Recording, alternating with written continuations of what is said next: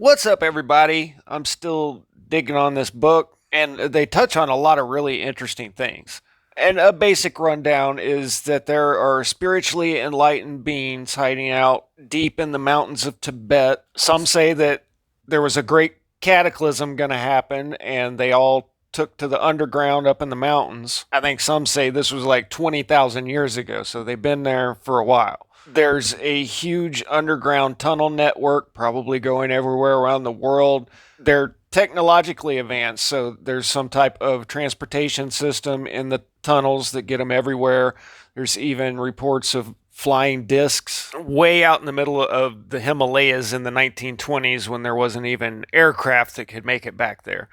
But the legend of these people being out there in these mountains has been around since forever in Tibetan culture. There's stories of the lamas, 100 years ago talking about the strange artificial lights that makes the plants grow, coming from people that had never even seen a light bulb. And then when a whole camel train convoy sees a disc floating in the sky 29,000 feet up in the Himalayas, the locals just say that, yeah, we're getting close to Shambhala. That's just what happens. But everyone from the old lamas to the new explorers put an emphasis on their spiritual attainment and not their technological advancements. So the first chapter of this book is about the ancient mystery schools, and everybody has heard about the ancient mystery schools. You ever thought about what that is? What's the great mystery? I've had a guess on that for a long time, and according to this book, I was right. I had just never heard anybody say it outright, but it makes a lot of sense when you think about it. If you had this figured out, then you'd have plenty of time to tinker around and make whatever little technologies you wanted. And I hope you guys are digging the books because I'm lacking in internet technology skills. In the Far East, there is an ancient and widely spread belief in a galaxy of illumined minds living in seclusion in inaccessible parts of Asia. The historians and philosophers of antique Greece and Rome also mention this tradition in their writings. The great Pythagoras was reputed to have traveled to Hindustan. Philostratus described the journey of Apollonius of Tyana to a trans-Himalayan region which could be nothing but Tibet. So even in ancient Greek times, they had legends of the wise, holy immortals up in the mountains of Tibet. It's a notable fact that both Pythagoras and Apollonius were connected with a very old system of initiatic instruction known as the Greater Mysteries. While the lesser mysteries were more popular cults, the greater mysteries were reserved for an exclusive circle of mature minds capable of rising above the average level of the masses. This might be a little bit harder to follow along with, but I'm going to skim through and just take out the parts that actually contribute to the story and read those so I don't bore you guys to death before we get to the good stuff, because there is some really good stuff in here. But all the ancient writers agree that you had to be a man of upstanding character, and they held this knowledge in the highest regard with the utmost secrecy. Because, after all, they're made to know the meaning of the riddle of existence by observing its aim and termination as appointed by Zeus. To me, this is pointing towards the idea of not a blade of grass grows without an angel telling it to do so, Plato's allegory of the caves, where everything comes from the universal mind and is made manifest here. It's appointed by Zeus, and we're just observing the effects of it. Anyway, we're going to skip forward here. Herodotus said, I impose upon myself a profound silence in regard to these mysteries with most of which I'm acquainted. Plato wrote to Dionysius the Younger, I must write to you in enigmas so that if my letter is intercepted by land or sea, he who shall read it may in no degree comprehend it. Because of the veiled symbology of the greater mysteries, their teaching is unintelligible to fools. Since very early times, there has been a secret international symbol code in common use among the initiates, which affords a key to the meaning of such occult doctrines as are still jealously guarded by religious fraternities in India, as in Tibet, and in China, Mongolia, and Japan. When you hear about the ancient Greek culture and the Romans nowadays, they act like the only world they knew was the Mediterranean. I know there's at least one surviving account in China of a Chinese emissary going and visiting the Roman Empire. One thing that stood out about it is he was writing to back to his emperor saying they have a postal system similar to ours. So there seems to have been a steady exchange of knowledge between the widely separated groups of initiates in Asia and the Mediterranean basin, in spite of the great distances involved. If you can build a ship that sails 20 miles, it can go 2,000 miles. This explains why the doctrine of reincarnation of Pythagoras suddenly appeared in Crotona, Italy, a teaching which, although not foreign to Egypt, is more likely to have been brought by Pythagoras from India. It's speculated that Jesus spent his incognito years in India, and I think that's highly possible. And he took these teachings that he learned back to his corrupted homeland that he and his family had to flee from as a child. According to Cicero and Virgil, the mysteries taught the doctrine of reincarnation and elucidated that the pains and sorrows of this life are an expiation for the prior faults and sins. Karma. So it makes perfect sense to me that learning how to reincarnate and keep your past memories would be one of the great mysteries. That would give you power over life and death and all the time in the world to figure out anything else you feel like figuring out. We spend the first 30 or 40 years of our lives trying to figure out how to be comfortable in our own skin, and we learn that we really haven't learned anything during that time, so why not try to progress our understanding a little bit, and then you're done, you're gone. There are yogis and lamas that, after spending 10 years in a cave, say that they can remember the thousands of lives that they've had before. If this is true, and that is what they taught, and if they succeeded, then the implications are pretty huge. Are there people on Earth that have been here for thousands of years and just change out bodies like a pair of clothes? It really makes you wonder about the crazy rituals that they do. The Tibetan Book of the Dead talks about the place that you go right after you die, and it's basically a spirit processing center. And there are processes that you can use at that time to escape samsara, the cycle of life after life after life. If you've done really well, you can move on to nirvana. If you've done really bad, then you pay for your transgressions. But for the most part, people just wind up back in another womb. So I do think that there's probably rituals out there that you can redirect the departed back into one of the coveted bloodlines, because you don't want to go from being Alexander the Great to being a yak herder in middle of nowhere Siberia. I think sex magic might be keeping the same 200 or so souls coming back into these elite families. And it's all kinds of craziness if you think about it, but let's keep moving forward. The admission to the greater mysteries required certain elaborate ceremonies called initiations.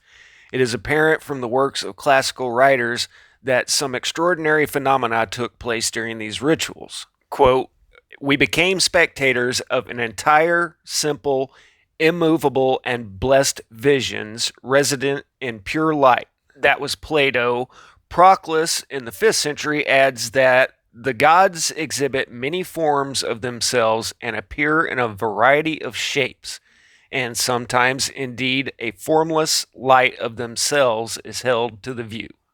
So that's alluding to being in contact with some type of supernatural being, for lack of a better term. It's not like the Tibetan Book of the Dead, where at certain stages of the bardos, that's where you go after you pass, but there's certain steps you can take to move on to nirvana. This is not describing anything like that. This is summoning something, which that word has some negative connotations, but it could be a negative or positive thing that you are getting in touch with. But the way I look at it is, if there's a clandestine group of benevolent beings out there trying to influence humanity for the positive, well, then there could be a group of beings out there trying to do the same on the negative end. And they appear to be winning at the moment. You guys remember a few years back when John Kerry and a handful of other top officials all had to go down to Antarctica for some reason in this little 2 week time span. I wonder if that's what's going on. You've got the bodhisattvas and the holy men in Tibet trying to influence the world in a positive way, and then down in Antarctica, you've got the demons and their obsequious puppets from Washington. Anyway, these elaborate ceremonies called initiations were getting in contact with either higher or lower beings, or possibly even like the bodhisattvas who were just mortal men but have evolved to a higher level of spiritual attainment or even enlightenment. Socrates is reputed to have said that those who established the mysteries were men of great genius. And apparently, all of these great thinkers of antiquity were initiates to the Egyptian mystery schools. The most widely disseminated mysteries, I think he means the most widely talked about, were those of Isis, Orpheus, Eleusis, Dionysius, Ceres, and Mithras. And these were ceremonies performed at night, generally in caverns, labyrinths, or the pyramids. The cosmic character of the greater mysteries becomes apparent from the fundamental doctrine that the earth was only man's place of exile and starry space his real home. So that's touching on the Gnostic idea that this world is the soul trap. And the ancients all around the world, another one of those things that how did everybody all believe the same thing all around the world if they didn't know each other? But they all believed that their ancestors were in the stars. The Inca had a doomsday prophecy of when the time would come that the light bridge that connected them to their distant ancestors would be broken and, all the world's lost. They all believe that we came from the stars and that we returned to the stars, but I'm not exactly sure what level they were thinking about that on. I remember reading Manly P. Hall a long time ago, and it just left this visual image in my head. It's kind of a creation story, but somehow spirit and matter were two separate things, and Adam, as in the perfected human, divine male and female created by God, was staring down into the abyss of matter, the solar system. And they kind of meant that in a literal sense, like if you were to be looking down on the solar system or picture a galaxy in your mind. And Adam kept peering further and further until he was trapped in a dream state without ever realizing that he's trapped or in a dream. But I always pictured that as all of humanity, or possibly even all life as we know it, being of one single mind, divided into a billion different points of perception. But once being trapped in this physical universe, then we're subjugated to the influence of the planets and the stars and some type of celestial clockwork. Astronomy and astrology seems to be the oldest science there is. And somehow, by observing the position of the stars and the planets, they can anticipate what's going to happen here on Earth. I've even read that the way demons are able to influence things on Earth is that they travel up into the stars and intercept the messages being given to the angels and are able to manipulate things in some way. Now, I'm sure that's meant in an allegorical sense, but they always seem to translate the stars as being intermediaries between the will of God and manifestation on earth. Anyway, there was a worldwide association of wise men educated in mystery schools that were spread out across the world: Egypt, India, Greece, China, and I would say America too. The pyramids in South America look a lot like the pyramids in Asia. And what's crazy to me is to think that all of that sprang up completely separate of each other in vacuums. I mean, that's a lot of work. What are the odds that people would just spontaneously say, hey, let's spend 20 years stacking stones into a triangle? If all of that did happen spontaneously and separately, then I would almost use that as a proof that there's some cosmic spirit directing the will of man on earth, which they kind of touch on here. There was a chain of these centers, the mystery schools, all over the world, and when a certain civilization was to receive a stimulus, assistance immediately arrived from other branches of this worldwide brotherhood. This explains the sudden rise of new ideas in certain historical periods and the radical changes that follow. So if you use that same argument with the pyramid scenario, then you would say it's because they all knew each other. But academia insists that the Americas were separated from the rest of the world. Anyway, got kind of off in La La Land with all that. So, did we actually learn anything about what the mystery schools are? According to Cicero and Virgil, the mysteries taught the doctrine of reincarnation and elucidated that the pains and sorrows of this life are an expiation of prior faults and sins. So I may be giving them too much credit for being able to bypass reincarnation and keep past memories. But if it was just them knowing about reincarnation, then what is the big secret about it? Why would you keep that secret from everybody else? Just the idea of reincarnation has been around for thousands and thousands of years in Hinduism. The story of Arjuna and Krishna happened thousands of years before Cicero and Virgil. So they have to have some insight into reincarnation for it to be some closely guarded secret. And that's the greater mystery schools. The lesser mystery schools would deny admission to persons of doubtful character, even if they had supreme power here on Earth, like Emperor Nero, who was basically a psychopath, and Emperor Constantine, who assassinated his son and then his second wife. I think virtuous men would want to keep megalomaniacs from having power over life and death. I mean, would you want people like Kay Schwab and Willie Gates having the power of immortality? And to me, this is a step above immortality, because if you were just in your body and you were immortal, that could wind up very bad for you. What if you fall off of a cliff and break every bone in your body? You can't pass on. You're still stuck there. What if your enemies get a hold of you and strap you to a table and have goats lick your feet for eternity? That would be very bad for you. But anyway, I think the greater mysteries had more knowledge than just knowing that we reincarnate. And aside from that aspect of things, they are summoning some type of beings here. So I'm going to give them the benefit of the doubt and say that these are benevolent beings, but they could have been malevolent beings. If the devil himself were wanting to gain a following, he wouldn't show up as some hideous creature and say, I am the deceiver, I am all that is evil. He would probably show up as the most beautiful thing that you've ever seen and tell you that he is all powerful. Looking at you, Exodus.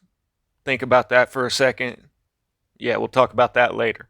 But these were ritual summonsings in, dark caverns and labyrinths and pyramids. So when you think of ceremonies like Boho Grove, you don't generally think of these rich, powerful men going out and holding secret ceremonies in the middle of the night so that they can get in touch with kindly spirits that just want to help everybody. Now, that very well could have been the case a couple thousand years ago. I think men of virtue back in that day were much more virtuous than today. So I'm giving them the benefit of the doubt here, but I can't help but see the similarity between what they're describing and a demonic summoning. I guess it all just depends on who picks up the phone when you make that call. When people make statements like this, though, you have to think that there's something more to it than just learning about reincarnation when they say, here ends all instruction. Nature and all things are seen and known. And it's quite possible that all of our scientific advancements have come from some supernatural, otherworldly, I just don't have the right term for it, but some type of being.